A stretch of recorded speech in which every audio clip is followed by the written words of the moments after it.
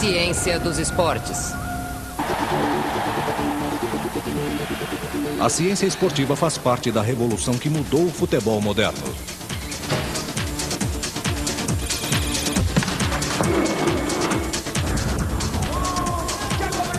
A vitória em campeonatos como a Copa do Mundo depende de talentos individuais. Mas cada jogador precisa estar no auge da boa forma física e mental para ter sucesso. O fisiologista Tim Cable sabe que eles precisam seguir métodos de treino para jogar bem em sua posição no campo. As pressões são diferentes sobre cada indivíduo. O goleiro sofre pressões diferentes do artilheiro, que sofre pressões diferentes do zagueiro central, do quarto zagueiro e do meio-campista. Um dos primeiros princípios do treino é o da especificidade, porque você só consegue melhorar o preparo de uma pessoa para um propósito se o treino for voltado para êxito. Um time é dividido em 3 partes principais: o ataque, o meio de campo e a zaga. Impedir que o adversário faça gols é tão importante quanto marcar gols. Uma zaga fraca é um desastre. Os zagueiros precisam ter uma mente resoluta e muita força física. Este homem é um dos melhores. Gareth Southgate, zagueiro central da Middlesbrough e da seleção inglesa. Para o auxiliar técnico Bill Basic, ele é indispensável. Taticamente, é extraordinário, tendo jogado na seleção e anteriormente no Aston Villa durante muitos anos. Ele entende seu papel e sabe qual é o papel das pessoas que o cercam. Ele é um líder. O fisiologista esportivo do time, Chris Barnes, está transformando Gareth numa torre de força. Os exercícios para o tronco são essenciais. Os músculos das costas, do pescoço e do peito devem estar 100%.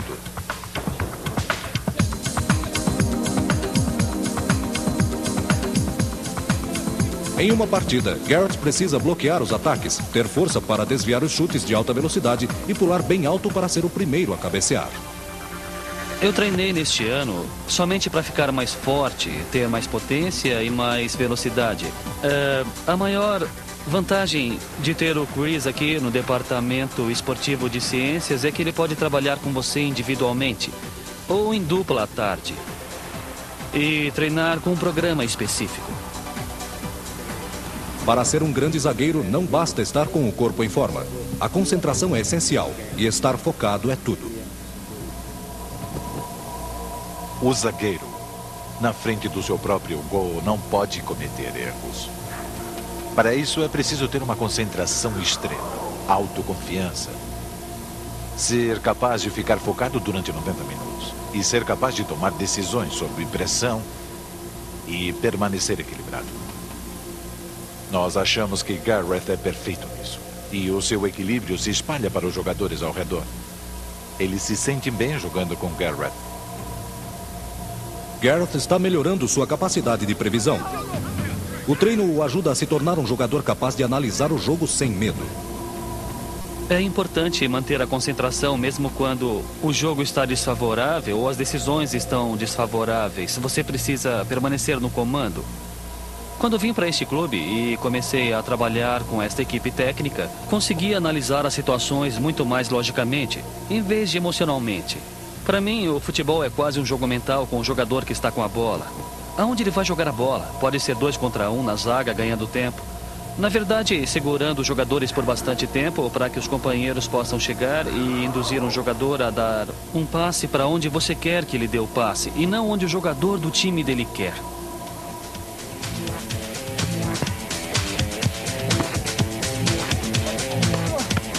A última linha de defesa é o goleiro. Ele precisa de um poder de concentração fenomenal. Um lapso pode pôr tudo a perder. Fisicamente, ele precisa da agilidade de um ginasta.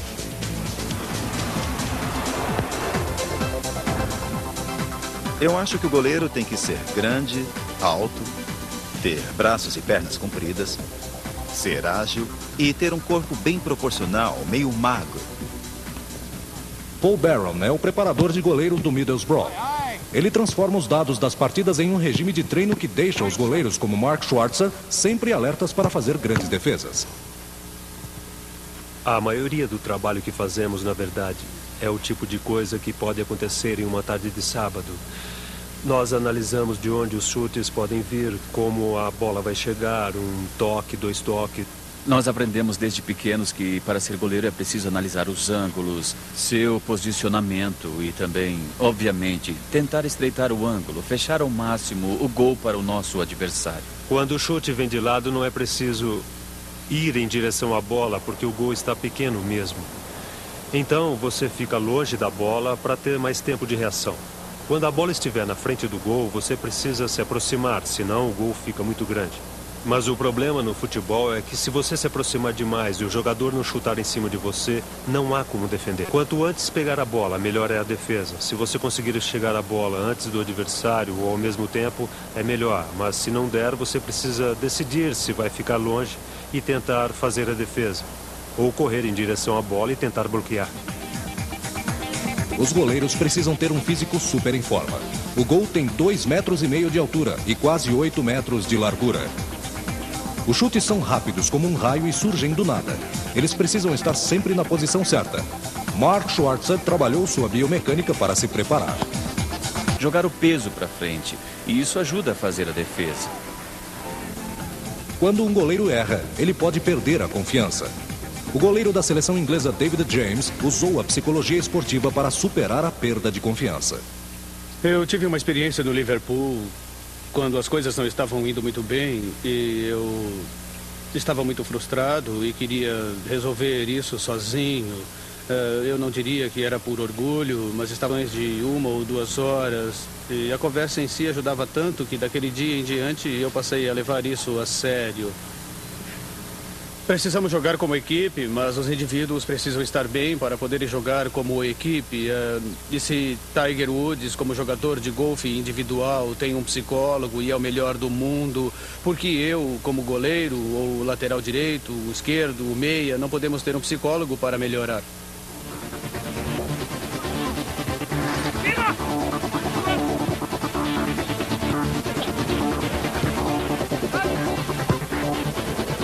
A força motriz de qualquer time de futebol é o meio de campo. Eles trabalham muito, simplesmente não param nunca. Portanto, necessitam de uma quantia imensa de energia e resistência.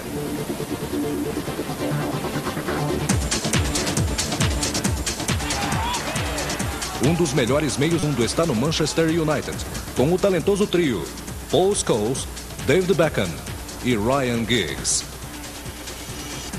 Sua gigantesca carga de trabalho pode ser prejudicial.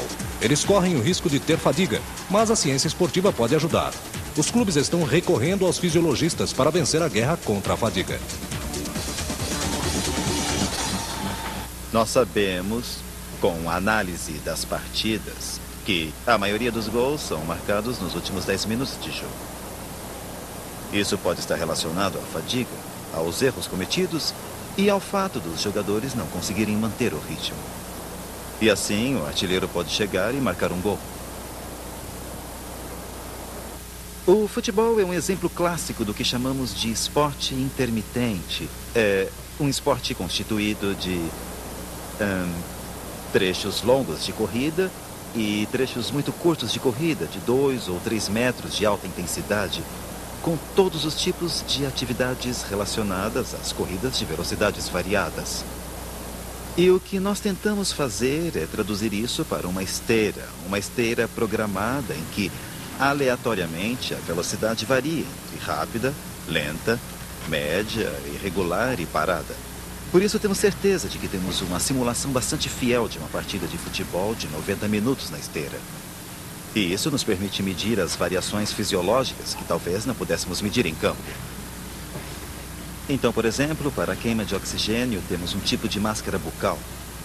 Podemos medir o consumo de energia do indivíduo, podemos medir os batimentos cardíacos, mas isso se faz no campo. Podemos medir outros índices, como a temperatura interna, a temperatura da pele, talvez o fluxo sanguíneo, talvez até a taxa de transpiração. E também, é claro, podemos colher amostras de sangue e analisar os agentes que possam causar a fadiga no sangue ou analisar os metabólitos que o corpo usa para produzir energia, como a glicose e ácidos graxos livres.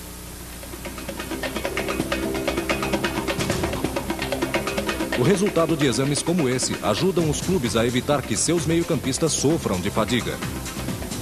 Principalmente em climas quentes, onde geralmente são disputadas as Copas do Mundo. A ciência e a tecnologia estão unidas para facilitar as coisas.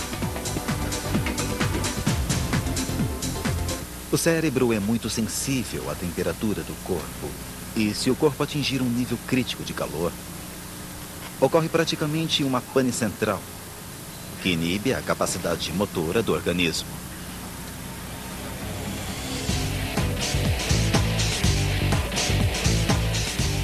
Para evitar essa pane nos jogadores na Copa Japão-Coreia de 2002, a ciência está utilizando uniformes que mantêm o frescor. A Nike, fabricante de artigos esportivos, projetou uma camisa que reduz a temperatura do corpo do atleta. Charlie Brooks é membro da equipe da Nike. Trabalhamos com uma empresa chamada Laboratório Steno na Holanda, que faz testes para diversas pessoas, alguns para as Forças Armadas, para analisar como o calor afeta o desempenho humano. Suas pesquisas mostram que qualquer aumento na temperatura interna do corpo causa grande redução na capacidade do desempenho sobre condições fisicamente estressantes. Bom, nós tentamos inventar um kit que irá minimizar qualquer aumento na temperatura interna do corpo. Então é preciso observar a umidade, temperatura, quanto o jogador transpira, o fator conforto, pois se um jogador suar demais, então o suor será absorvido pelo tecido. Então criamos tecidos que eliminam o suor do corpo. A ciência e a tecnologia também estão por trás das chuteiras dos meio-campistas.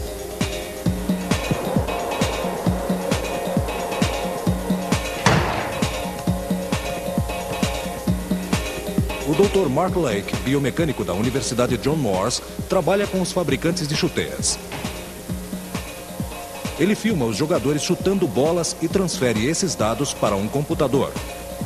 Depois, ele dá sugestões de como fazer uma chuteira moldada ao pé do jogador para aumentar o controle. Principalmente nos últimos 5 ou 6 anos, a ciência se dedicou bastante ao desenvolvimento de modelos de chuteira para torná-la mais segura e muito mais eficiente. Errar em momentos cruciais e você pensa que talvez nós possamos desenvolver modelos de aderência específicos dominados jogadores e eu acho que essa seria uma das soluções. As chuteiras agora são desenhadas de acordo com a posição do jogador. As chuteiras dos meios de campo como David Beckham e Paul Scholes aguentam a pressão do movimento ininterrupto. Sendo um meio-campo, é difícil dar uma parada. Você tem que ser capaz de dar conta do recado. Tem que correr para frente, para trás e acompanhar os atacantes. Então, uma chuteira confortável pode ajudar muito nas horas em que você precisa correr. Nós analisamos 2 partidas em que Paul Scholes jogou. Ele percorreu 11 quilômetros em uma partida. Se você coloca tanta pressão sobre os pés, não é só questão do conforto. Você precisa minimizar o impacto nos pés. Se fizer uma corrida, não correria 11 quilômetros sem um bom amortecedor para os pés. Isso seria uma loucura. Então você teria dores constantes e a longo prazo poderia sofrer lesões nos pés. O que eles querem mesmo é proteção. Ryan Giggs trabalha lado a lado com seu fabricante de chuteiras para ter este toque de classe. Acho importante, principalmente para um jogador como eu, porque preciso sentir a bola e ter confiança no toque. E quando estou driblando.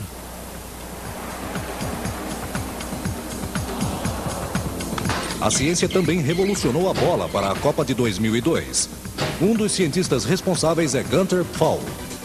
A nova bola da FIFA tem novos materiais e um novo conceito da mistura desses materiais.